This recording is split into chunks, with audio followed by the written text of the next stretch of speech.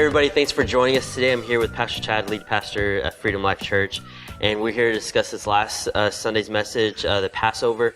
And with the Passover, we're talking about the very last plague. You know, that kind of gets lumped in together. It's kind of it's the most serious out of the plagues because the Lord's directly dealing with death. And if you don't know the last one, then it's the death of all of the firstborns. And the Lord, came over, and He's saying you have to have the blood over the door frames and everything for me to pass over, so that you may be saved. And so with this last message, was there anything that you kind of left out that you wanted to bring up here? Yeah, all of Hebrews 10. All of Hebrews 10. We read... Your Bibles. No, we read a pretty large portion of it. But actually, there was multiple texts in Hebrews that I really wanted to take us to and mull over. I did want to do the entire chapter of 10, Hebrews 10. But obviously, just with time, there's no way to do it. But there's some really beautiful kind of culmination of this type and shadow that we're getting to see. And again, it's one of those things where this particular sermon is one of those that we go, this is what we mean when we say everything in the Bible is about Jesus. It's pointing to Jesus. The Old Testament points towards Him. The New Testament points, back at Him. And so it's all meant to do that. I'm half kidding that I wanted to do a ton of text from Hebrews. It was really Hebrews 10 that I really wanted to focus on. Yeah. But I will say, I almost opened up with, and I ended up cutting it, maybe even the night before, I ended up cutting it out. It's the scene in the New Testament where Jesus has just been resurrected. It's at the tail end of the Gospel of Luke. Yeah. He's just been resurrected. It says that very day he shows up to the two guys on the road to Emmaus. If you know the story, he shows up and he starts bantering with these two guys about this Jesus of Nazareth. So there's some funny humor in that he's kind of talking to them about, tell me more about this Jesus fellow that got crucified, and they're talking about this, and, they're like, haven't you heard, like, you live under a rock, bro, and it's Jesus. Right. But then Jesus sits down and he begins, and it says, beginning with Moses, which is the first 5 books of the Old Testament, including Exodus. He beginning with Moses and all the prophets, he walks them through it concerning himself. It says that when he teaches them the Bible, the Old Testament Bible that they had, he walks through and goes, I want to show you where it's talking about me. And so he walks through Genesis. There's me. He walks through, he gets to Exodus, and it's like the most epic Bible study ever with Jesus sitting at the table. And then he's like, look, Exodus, when he gets to this point, I can imagine Jesus going, look, Passover, the lamb, spotless lamb. That's me. Right. And this is one of those real direct moments. We've had another direct moment earlier in the series. I think you're the one that preached it, about Moses being a baby and having to, get put on the river because there's this, authority figure that's wanting to kill all the boys in Israel. And then we get King Herod with Jesus, and we get this real beautiful connection, really direct connection. This is another one of those moments that isn't necessarily a type and shadow in the figure of a person like Moses to Christ, Christ being the better Moses, but we're getting this real clear picture of Jesus is the better lamb. Right. And that we get this type and shadow that Jesus is our Passover. That's who he is. Yeah. And so that's why I was really excited about it. And so I almost started with the text in Luke, looking at that moment where he's going, man, I'm walking them through the Bible and going, look, this is concerning me. Right. And this would be one of those moments where what Jesus, I don't even think it's conjecture. I think it would be accurate to say that would be one of the moments Jesus would point to and say, see, random guys on the road to Emmaus, this was concerning me. Yeah. This was concerning the Christ. And so that's the reason why I was really excited about this particular sermon, just because it's really direct. It's very clear. And that's the reason why I went to, John the Baptist at the beginning of the Gospel of John. Behold the Lamb of God who takes away the sins of the world, who covers the world, right? Yeah. And then went to the First Peter text with the Apostle Peter going, look, this is Christ. That when you hear spotless, without blemished lamb, that's Jesus. And that's a consistent theme all the way through. Yeah. And so I really love that. But there's a lot of that stuff in Hebrews where it takes Jesus into the priesthood role as well, which is the reason why I kind of steered clear of it, because I really wanted to just hone in on he's the better lamb. But see, he's also the better priest that executes the sacrifice, the sacrifices. He's that as well. He's our great high priest, who covers us, and so it goes before God, on our behalf. And that's that picture. And we'll get to a lot of that stuff, later on, or if we ever do Leviticus, that will be front and center for sure. Some people are like, can't wait for that.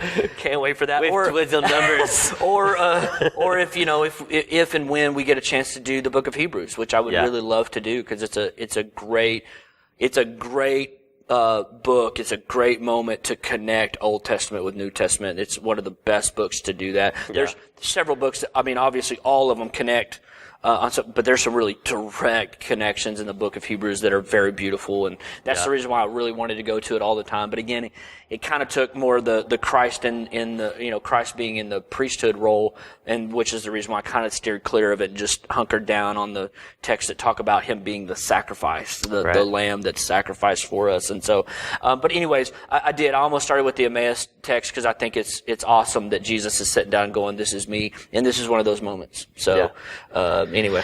Yeah, with the Passover, the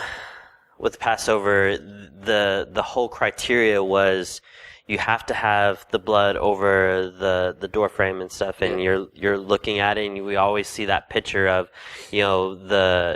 this figure going over the house or whatever, and then passing over the ones that have the blood.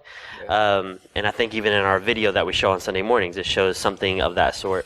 But whenever it comes to that, it wasn't just the Egyptians or the Israelites. It was both, right? And so what does that kind of signify whenever it comes to our salvation? Whenever we're looking at that, this wasn't just the plague that was going to, that Lord was just like, hey, Israelites, you're fine. Hey, Egyptians, you better put the blood on the doorpost. Yeah. And the Israelites didn't have to because, just like all the other plagues that he was protecting them from. But this one, it was a little bit different. Can you explain a little bit of that? Well, you're right. It's completely different in the way that God approaches the last one. So the other 9, 1 through 9, the Israelites really don't even have to deal with any of that. All of what God is doing is directed towards the Egyptians. Even with the darkness one. So that's crazy. It's so crazy that they're not really dealing with it. They're protected from all of this stuff. Like, God doesn't even say anything to them, really. He's speaking directly to the Egyptians. But then when you get to the 10th plague, he doesn't. It says, this is for everybody. If you're in the land of Egypt, this one's coming for you.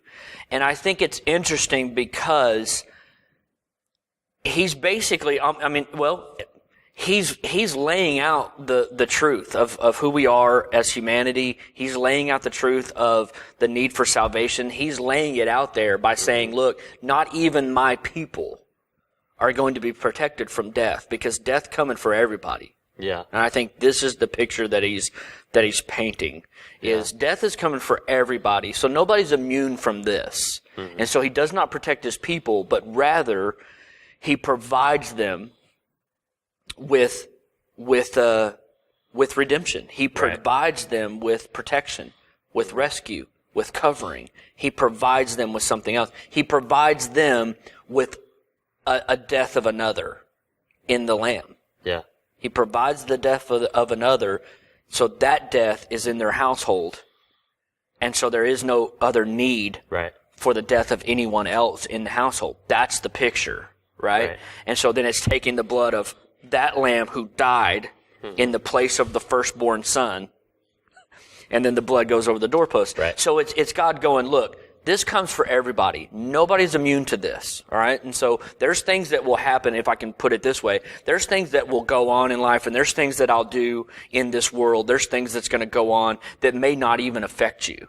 But this one, friends, is coming for everybody. Yeah. That everything of who we are as humanity, death is coming. Yeah. And so the only way to be saved is for somebody to die in your place. Right. That's it. And so everybody has to deal with this. God doesn't just magically just go, no, you're fine. Right. He's proving a point. He's making a point for Jesus to sit with two guys, all right, in Emmaus and go, see, that's the gospel. That's me. That's the Messiah. You're looking at him, right? Right. God gives us that moment to go, yeah, see, this is a reality for everybody. So it doesn't matter if you're, the evil, wicked Egyptians, or you're my chosen people. Right. Because what we're saying is that if the Egyptians did put the blood over the doorposts, that's what I'm saying. They would have been saved. That if they follow that principle that God sets, that you got to have a death of another, then they would be covered. Mm-hmm. So God instructs his people and says, this is the first time I'm going to give you a remedy. Because he doesn't go, all right, so now listen, if you'll do this and put water by this, the frogs won't bother you. No, he doesn't lay out any other kinds of things for them. He doesn't.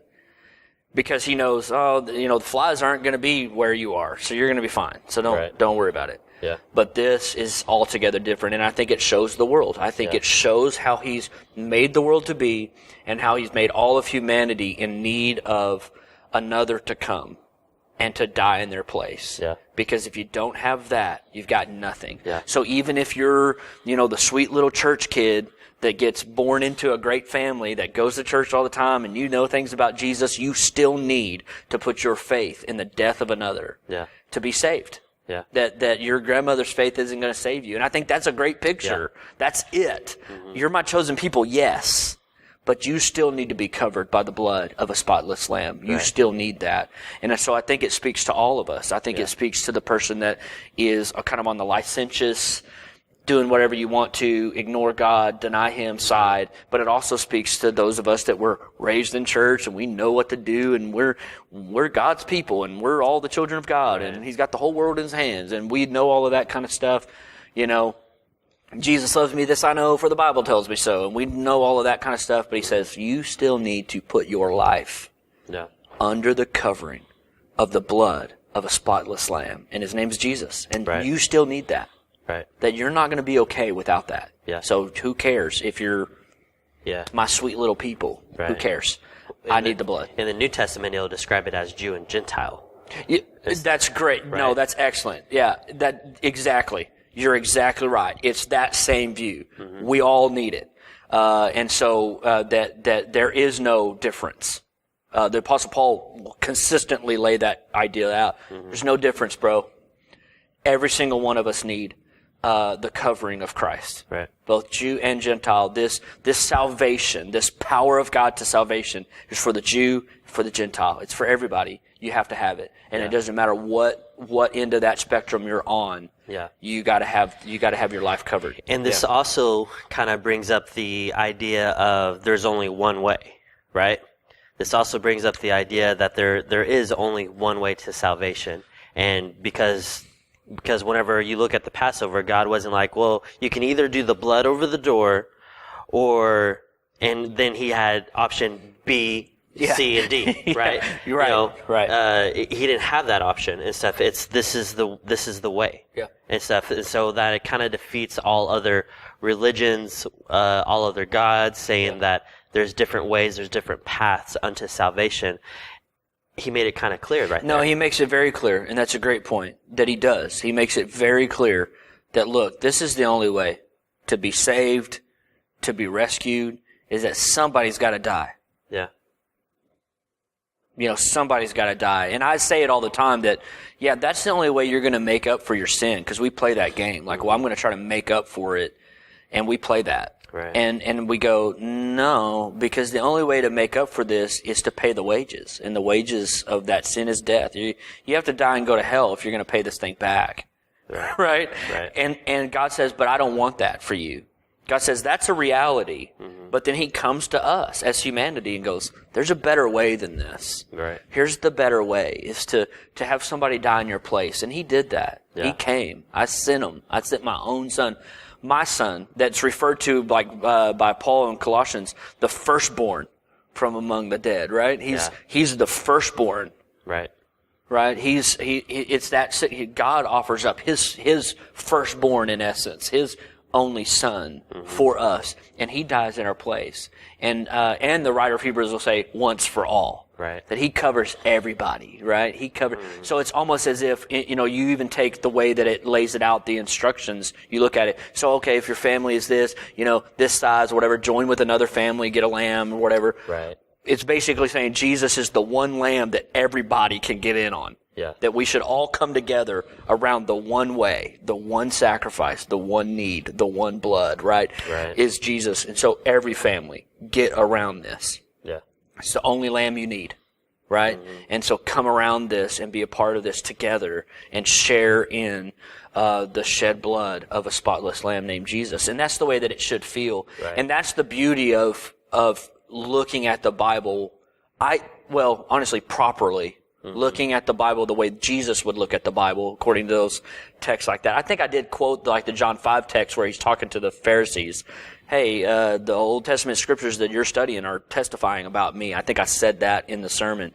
But it's one of those things where I go, the way Jesus would look at the Bible is all of it's about him. Yeah. And that's the beauty of it, because then we get to moments like this that are very, very clear and direct. And we get to see the beauty of the gospel just kind of blossom in the book of Exodus. And we go, wow, that is amazing that God would lay it out in such a way for us to feel that and to see it come alive, where all of those connection points become a real thing for us. That's the reason why it bothers me sometimes when people want to leave the Old Testament.